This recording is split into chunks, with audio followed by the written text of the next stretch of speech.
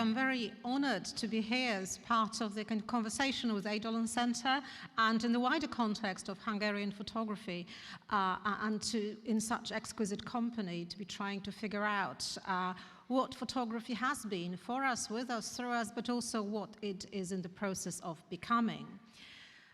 More images are being produced, shared, and seen today than ever in history. We are constantly photographing and being photographed, with imaging machines, large and small, capturing our every move.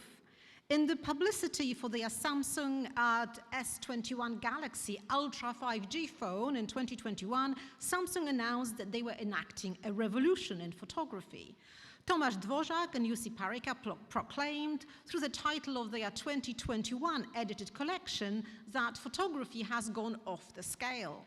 While Lev Manovich, whose cultural analytics lab and the accompanying book have investigated how we can see a billion images, declared, photography is young again. In the meantime, in 2021, Andrew Dewdney, co-director of the Center for the Study of the Networked Image at London South Bank University, published a book with a title that is also a make no mistake exhortation, Forget Photography. While Ariel Goldberg and Yazan Khalili, who were co-chairs of the photography department at Bard College, declared, we stopped taking photos. So something is clearly going on with and around photography. Picking up on those opposing statements and affects, like is it dying, is it new again, is it young again, should we forget it, should we really remember it? The notion of our photographic future that frames my talk and the forthcoming book on which this talk is based is something of a dare. It probes this polarized decisiveness around photography and other forms of mechanical image making, while suggesting that photography can't be so easily forgotten or abandoned because it has been actively involved in the shaping of our present onto-epistemological horizon and its technical infrastructures.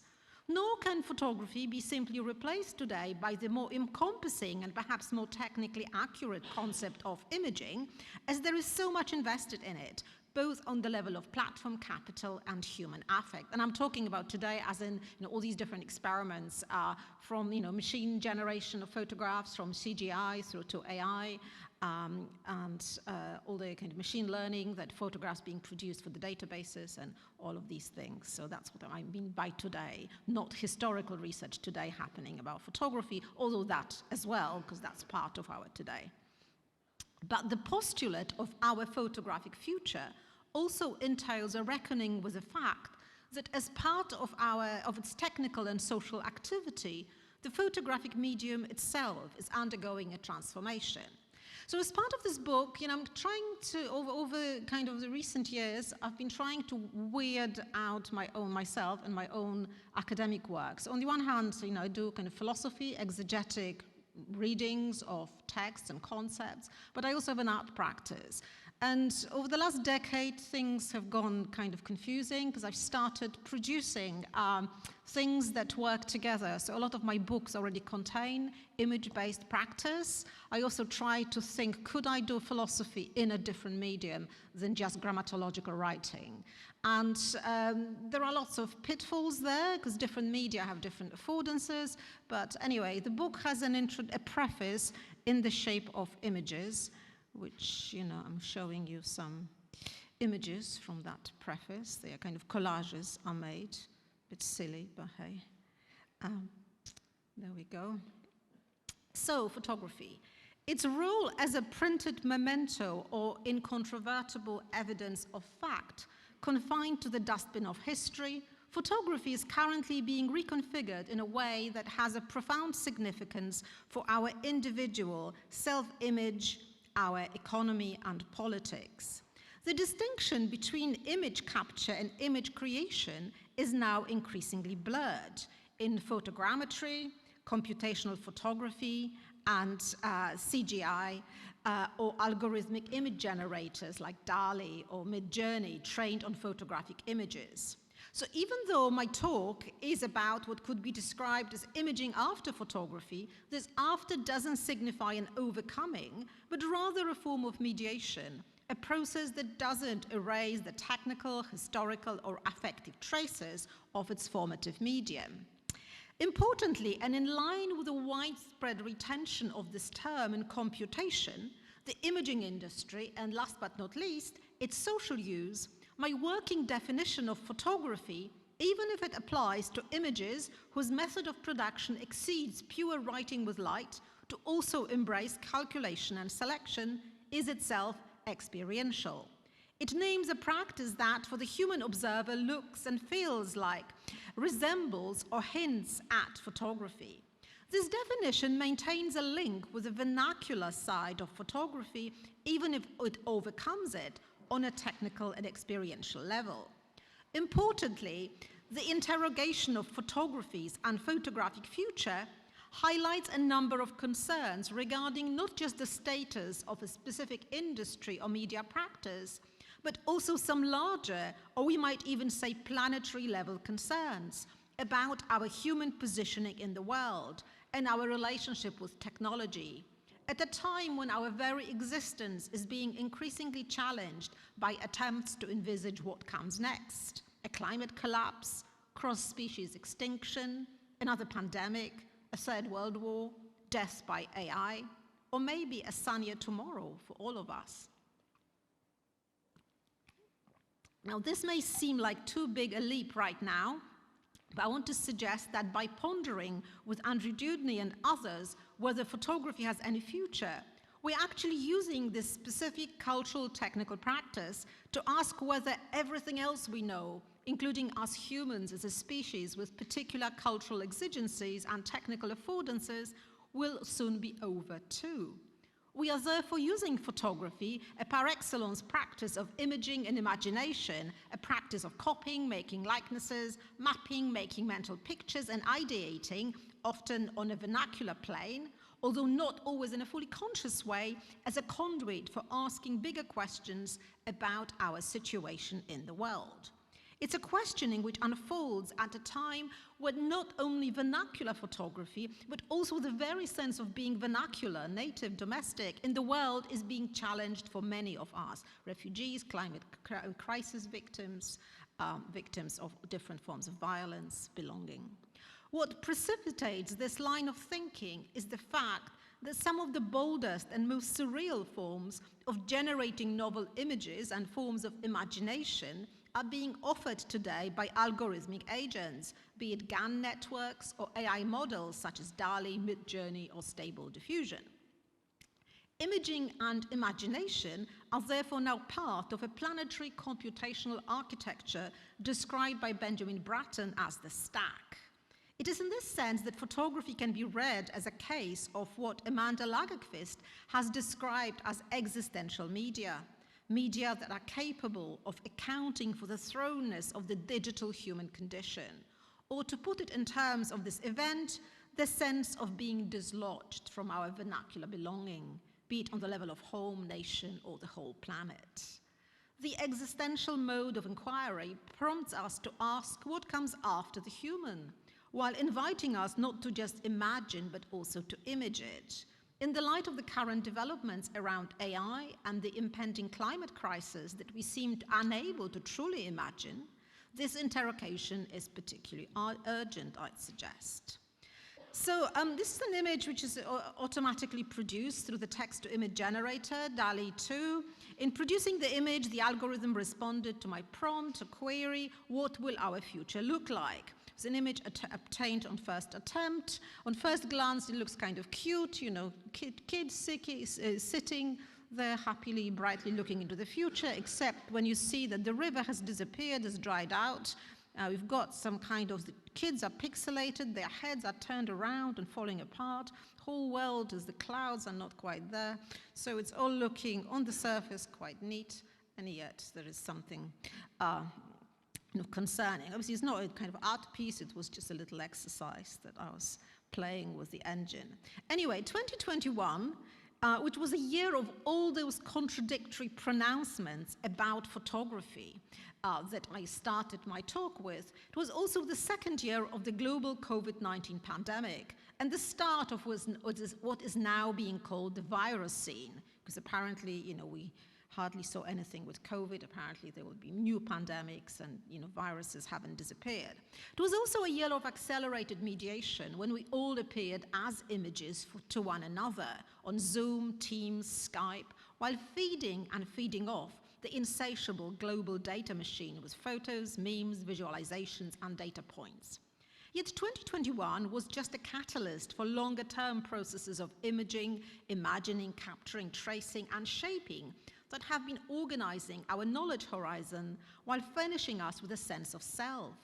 Driven by AI, machine vision, computational image rendering, and VR, these processes call for an in-depth investigation into what it means for humans to live surrounded by image flows and machine eyes. Photography serves for me here as a thought device that helps me visualize, name, and analyze those processes. The key problem I'm therefore interested in investigating in my current work concerns the future of mechanically produced images that come after, resemble, and are still called photographs, and the future of us humans as producers of, and as beings produced by such photographic and after-photographic images. With the current outpouring of images, we can suggest that photography is encountered by humans principally as a flow, be it on social media, on multiple screens in urban spaces, or as flickering data points in computer vision databases. Yet photographic flows don't just flow. They often slow down, come to a halt, or wrap around us, creating photo envelopes which offer a particular way of encountering and sensing the world. As well as foregrounding the flow aspect of the medium, it is therefore important to highlight that photography is experienced in the first place, that it comes to us as an experience, and also, more crucially, that it envisages and forms experiences. Photography triggers and shapes emotions, drives and percepts, informs our cognition, and contributes to the emergence of human consciousness. We should note here the possibility of other modes of experiencing photography than just the visual, with a broad range of sensory experiences activated in the photographic process between a variety of human and non-human agents. My understanding of photography here borrows from Willem Flusser's theory of the image, whereby it is the technical image itself that is the message. Informing or giving form becomes a way of organizing the chaos of the world in an attempt to slow down entropy, to hold the end of the universe. This position extends the earlier claims about the formative role of photographs in our lives made by writers such as Roland Barthes, Pierre Bourdieu, or Susan Sontag. But it also recognizes that the primary role of images today, including photographs, is informational. Information here is understood in the classic engineering sense outlined by Shannon and Weaver in the mathematical theory of communication as being non-semantic, with the communication model applying to different agents, human and non-human ones. The principal meaning of an image is that there is an image and that it is being transmitted, rather than it is an image of, say, a cat, although the content of images, of course, does still matter to individual humans. Yet the photographic image today is not just seen, and most certainly not always by humans. It's always tagged, categorized, copied, coded, transmitted, networked, and platformed as part of the operations of the perception machine. The photographic image therefore does something, relates to another image or data sequence, triggers the execution of a command within the machine, rather than just meaning something to humans. So the vernacular image yields itself to non-vernacular users, you could say. The theoretical impetus behind my interrogation of our photographic future also comes from the work of Flusser, not just his well-known texts on photography, but also his thought-provoking book, Does Writing Have a Future? Flusser, a prolific writer, answers his own question in the negative, foreseeing a time when books become an obsolete medium, to be replaced with technical images, such as photographs. Yet rather than worry about our imminent bookish illiteracy, Flusser is intrigued by the co-evolution of humans with different media. It is this media genealogical aspect of his analysis that I extend in my work by looking at the future of the photographic medium, at the narratives about its future, and more broadly, at the role of photographs and other technical images in mapping our human future. My overarching proposition is that not only does photography have a future, but also that it actually is the future. As we increasingly experience reality with, through, and as photography, the photographic medium functions as an active agent in shaping both us and the world. I'm picking up here on process philosopher Henri Bergson's intimation that matter is an aggregation of images, with this aggregation ensemble itself forming a universe. Importantly, this is more than a poetic turn of phrase. In its recognition of the formative role of imaging in the constitution of human consciousness, as well as machine intelligence, contemporary neuroscience has strong Bergsonian undertones. But the current technoscientific conjuncture is radically altering the constitutive elements of this universe, while reprogramming or even redesigning the technical and sensory parameters of both ourselves and the world.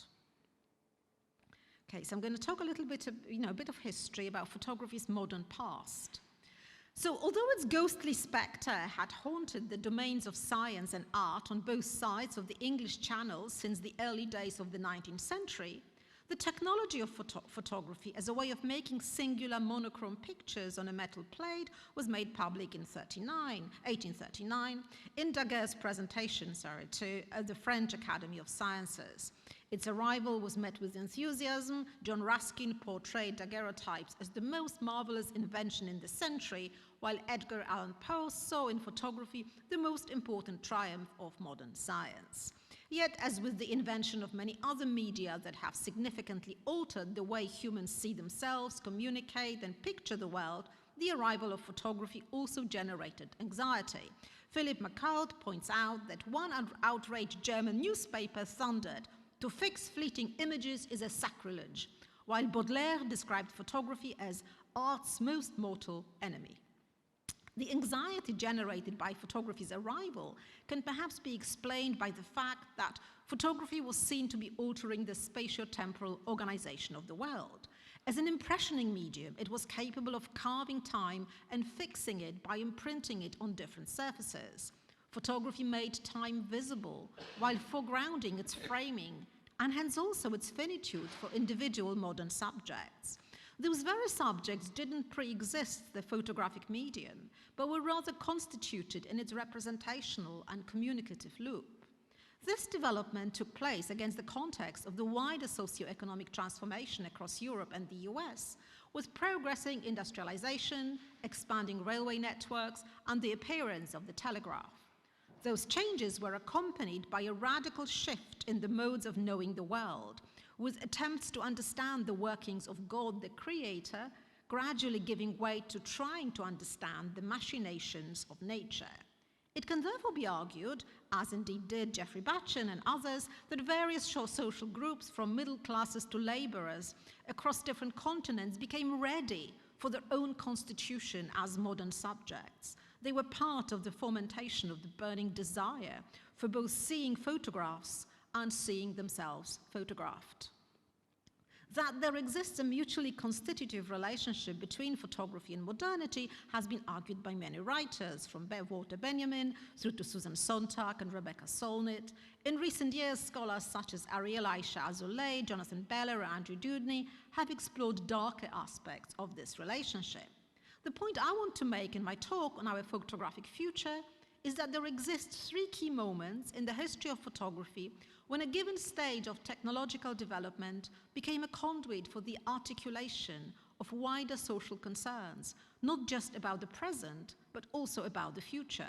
Photography is, of course, not the only medium through which concerns are articulated, but due to its posited, even if fictitious, role as a mirror of the world, it allows each subsequent generation to ask questions about its own self-image and self-projection, a process unfolding across the increasing liquidation of social foundation and structures. The three key moments I associate with the posing of some fundamental existential questions raised by and by means of photography can be connected with the following three instances. The invention of and popularization of the photographic medium in the early to mid-19th century, the shift from analog to digital photography in the last 2 decades of the 20th century, and the present rise of after-photography. It's my take on post-photography, as a result of developments in computation, specifically in CGI and AI. All three coincide with specific moments in the industrial history of the modern world. The expansion of the world for certain classes as a result of the development of transport and communication networks, coupled with the facilitation of imperialist politics, to the fantasy of the unification of the world promoted by globalization, with the increased flows of goods, services, and people, the rise of technological and human obsolescence, and the expansion of a throwaway culture, and 3, the dematerialization of the world into the cloud, coupled, well, supposed dematerialization, of course, coupled with an increased automation of both labor and leisure, with an impending threat of the human being designed out into non-existence. But, the reports of photography's death are greatly exaggerated. So given photography's foundational role in the emergence of modern Western subjectivity and its associated modes of perception and knowledge building, it's understandable why its ongoing transformation should evoke so much anxiety. As a medium designed to fix things, its instability serves as a constant reminder of the fact that things can't be fixed once and for all, that the world is in flux, and that any picture we make of it is only ever a temporary stabilization of molecules and data traces.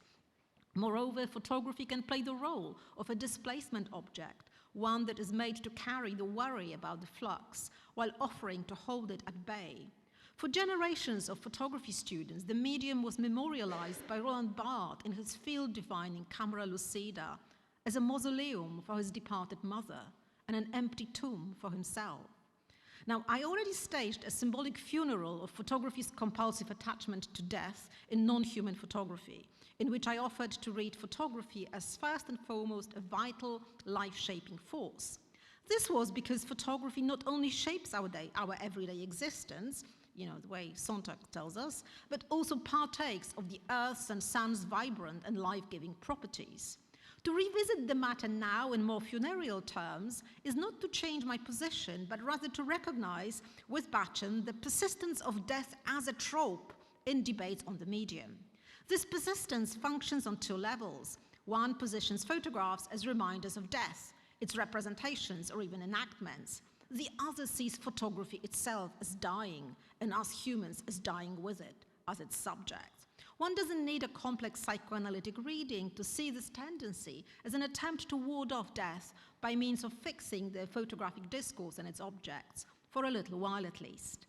Yet I'd like to explore whether we can do better than this, whether an alternative model, more satisfactory on a philosophical level and more sound psychologically, could emerge from this perverse interweave of life and death.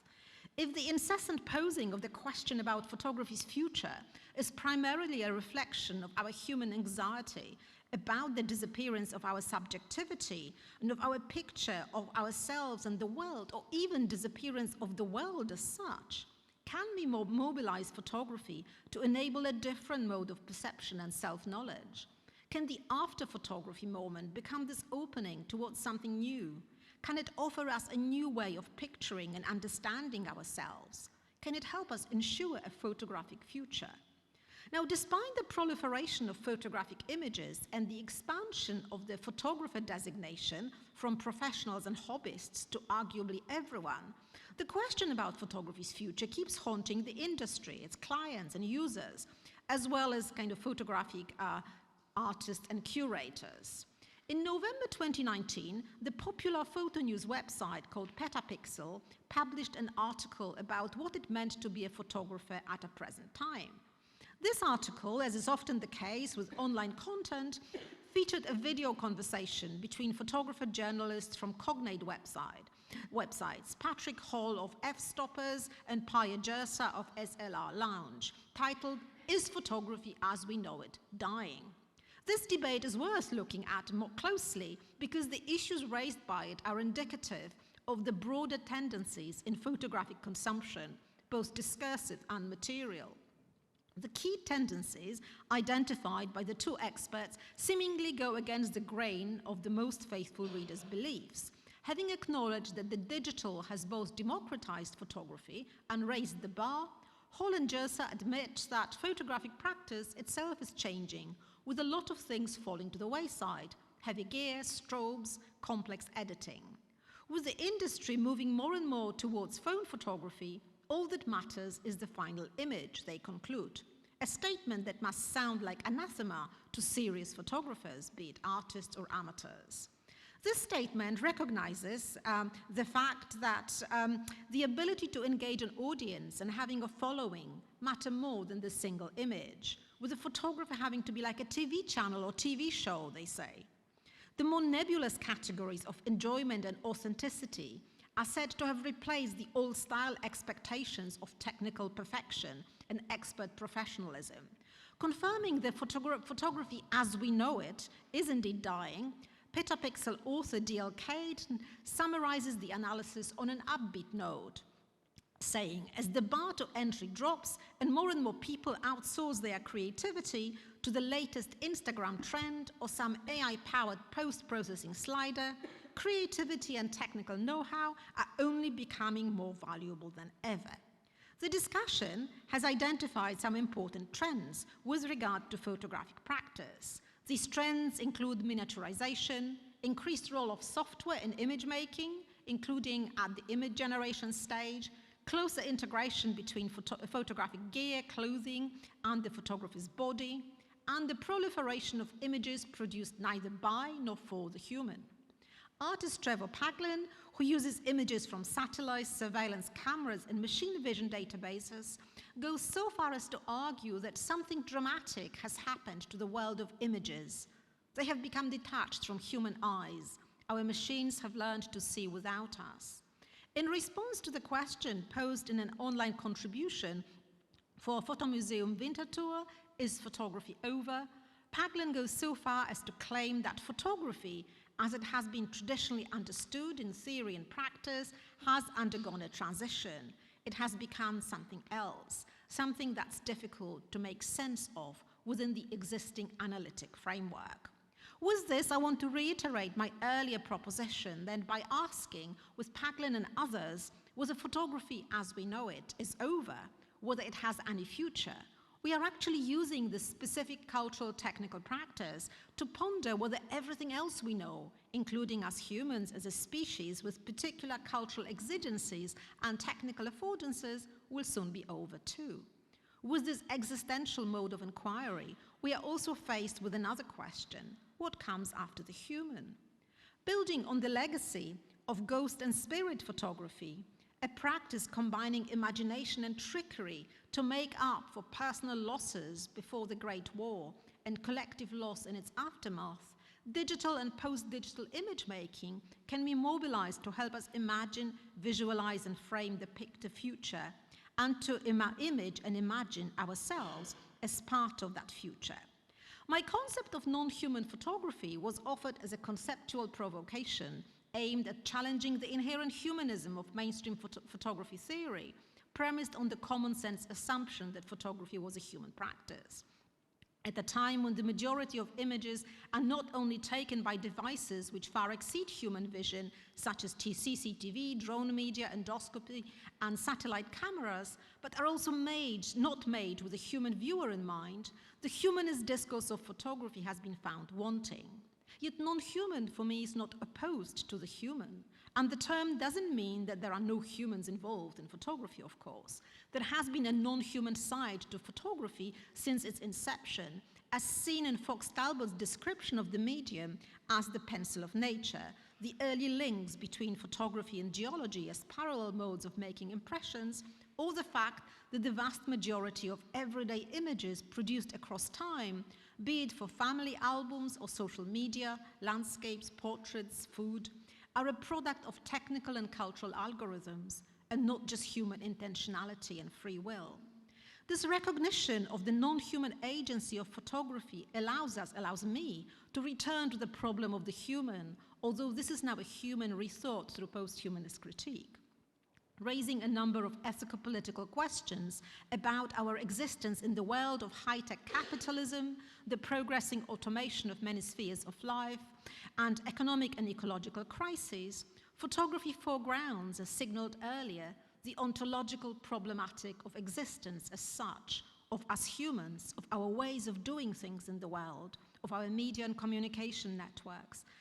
And last but not least, of photography as a medium that captures all those global unfoldings while capturing us, humans, in multiple ways. Yet the power of photography is not just ontological, but also epistemological. Photography, especially in its networked guise, radically reshapes our ways of knowing the world and ourselves in it. So moving to the last part, which is going to be, I'm going to show you a project I made through a slightly different media. So by way of expanding this horizon, epistemological horizon, I want to point out I don't just think with concepts, I also think with images. So I'm going to show you an exploration of the key themes of my talk in a different medium, our photographic future under the kind of conditions. So using machine learning and GAN networks to rework the best-known photofilm, Chris Marker's post-apocalyptic La Jetée, I have explored the possibilities of creatively engaging automation to outline a different vision of the future. Marker's film, and for the photography audience, there probably isn't much need to summarize Marker, because people actually usually know the film, but I'm going to highlight a few different bits before I explain what I did to it and why it maybe wasn't or was a terrible idea. Marker's film, capturing the sense of the material and moral destruction brought on by World War II. No. Yes, it's not even non-Freudian, don't joke about this even, no. And a premonition of a nuclear holocaust is both a memory exercise and a lesson in how to remember well. The post-apocalyptic tenor of La Jetée and its haunting narrative make it an apt reference point for the current moment of the multiple crises. The COVID-19 pandemic, with its multiple waves and its unequal distribution of mortality and health, is reminiscent of the time loops enacted in La Jetée, where the past cuts across the present to leap into the future and then back again. The renewed threat of the nuclear apocalypse in the aftermath of Russia's attack on Ukraine generates a similar sense of anxiety.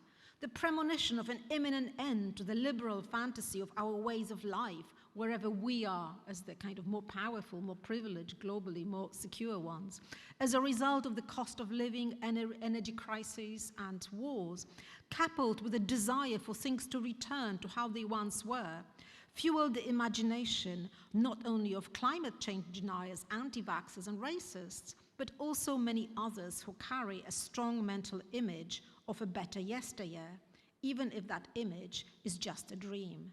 So I'm going to show you a trailer for the film. The trailer is 2 minutes long. The film itself is only like 7 minutes long. And see.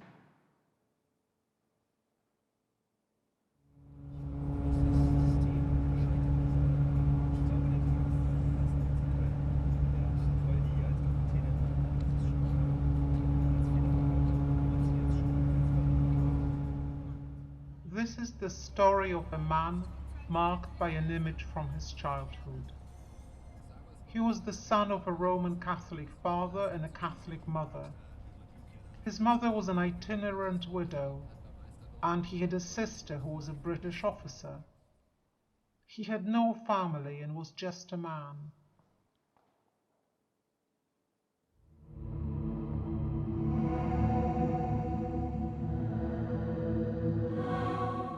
He would have thought of the woman as a baby. He was already a soldier, a member of the Great Army. Now he had lost all his memories. He had lost all the strength he had. He had lost his identity.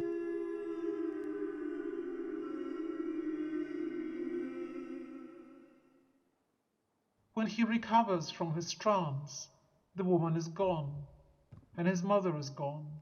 He feels the thoughts and feelings of his world, in a world where he is dead. She is, in fact, a gift of the world. He remembers what she said, and he tries to make sense of it. It's an idea he had once experienced. It's a mental phenomenon, he thinks. The conversation is a kind of sexual act. He's on his way to his bedroom to find out if he can talk to the woman who brought him to this world. They are without plans, without memories. They are without focus and without freedom. They are without a choice, without the right. A day goes by, and we are on our way, he tells her. A day goes by. I'm waiting for you to come with me. You will stay with me, and I will give you your dream. I'm a dreamer, a man, she says, a man who will love you. I'll follow you to the end of your life. You will be my first gift, and I will take you from here. I will have you with me forever, and I will never forget you. And you will be your friend, your God, your father, and your father will never forget you, and I will never forget you. He's a dreamer, a man who will love you.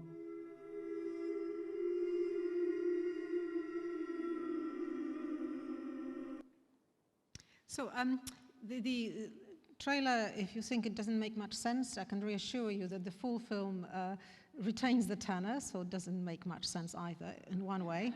To make the film, say, I extracted the stills from Marker and kind of worked with a GAN model to produce them. And to make the script, I used, ChatGPT-2. So that was many chats ago, so the model was still quite clunky. And everyone now knows ChatGPT, while GPT-2, the ChatGPT-2 was an earlier version of that. And in a way, for me as an artist, that was more interesting that it wasn't good. So, ChatGPT isn't good either. It just sometimes pretends to be good, while it was more difficult for GPT-2 to pretend that. But it was very interesting an experiment, especially if you understand a little bit how both language works and cognition works, and how what kind of stories we are being told by the programmers. So, GPT-2 had been trained on the web text dataset containing millions of web pages. I started by feeding the model Jetté's famous opening line. This is the story of a man marked by an image from his childhood. The model responded by taking the story in an unexpected direction. Any edits I did to the script were minor, with some of the language errors retained because they were identified as important moments in my experiment. The editing of the video was intuitive, consisted of my own visual and corporeal responses to both the script and the GAN images. Interestingly, the images themselves, produced by an algorithm that tried to remake Marker's film by picking up its key visual features, such as, especially those pertaining to humans, as is often the case in such generative programs that had been trained on photos of human faces, manifested various body parts, frequently multiplied: noses, hair, eyes, kidneys, kidney-like eyes. The way generative neural networks operate is by repeatedly optimizing pixels in an image to achieve some desired state of activations. That desired state is compared against the source material, the training set. Developers frequently resort to the metaphor of a dream to describe the working of neural nets, suggesting that such networks find patterns in images not so much in a logical, pre-programmed way, but rather by using previous data and memories as prompts for making new connections. Their operations are presented as being akin to what human minds do while being at rest, either when we are asleep or daydreaming. That's a huge metaphor and a huge leap. Anyway, I was aware that the playful sense of experimentation I had adopted as my method was tinged with the more ominous undertones of the experiments conducted on Marker's main character in the underground camp. The counter-dream aspect was also important to me, given the socio-political limitations of AI technology, revealing not only gender and racial bias, but also the exclusionary and unjust logic underlying many of its founding principles. I was curious about what AI would do to the original source material, but I knew I would need to step in as both a dream catcher and analyst. So telling a gender-fluid narrative of survival as dreamt up by the film's director in co-creation with AI algorithms. The film dismantles, my film, I think, dismantles the myth of the male savior in European history and the traditional family structure that props it. The model tried to remain faithful to the spirit and sense of Marker's opening line by reenacting the personal and global apocalypse as an Oedipal drama. So you still have this mother and father, and they are still doing things, and the son is his mother's lover or not. So all of this is happening. The model is trying, and yet it's failing beautifully for my purposes. The AI engines deployed ended up producing a much more multi-layered show, one that unfolded as much on the gender front as it did on the humanist existential one. We could say, perhaps, that the film dreamt itself as a feminist genderqueer intervention into the heteronormative fetishism of the apocalypse, as dreamt up in key Western cultural texts, from the Bible through to Marker's film. What starts as a conversation between mother and son in La Jetée ends up through a series of algorithmic glitches as a sequence of slippages that enter a gender vortex in which man becomes woman, mother becomes father, he becomes she. With the dissolution of the nuclear family, the Oedipal drama as the structuring device of our cultural script disappears. The sense of premonition still lingers, but it's now accompanied by the possibility of an opening and a liberation.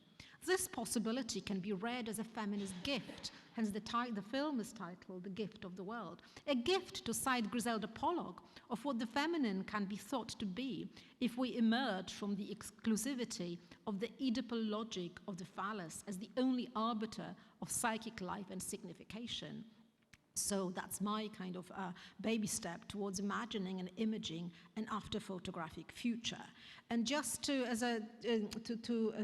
round off, so this film and this materials is included in this new book, which is coming out next week, called The Perception Machine, Our Photographic Future from the Eye and AI. And the book, thanks to MIT's Direct to Open kind of sponsorship program, it's available open access as well. So you don't have to buy it, but it would be great if you downloaded it. And I also use my Insta as I came late to it, like about 10 years later than the rest of the world, but I've started using it as a digital sketch pad, so that's my Instagram. Thank you.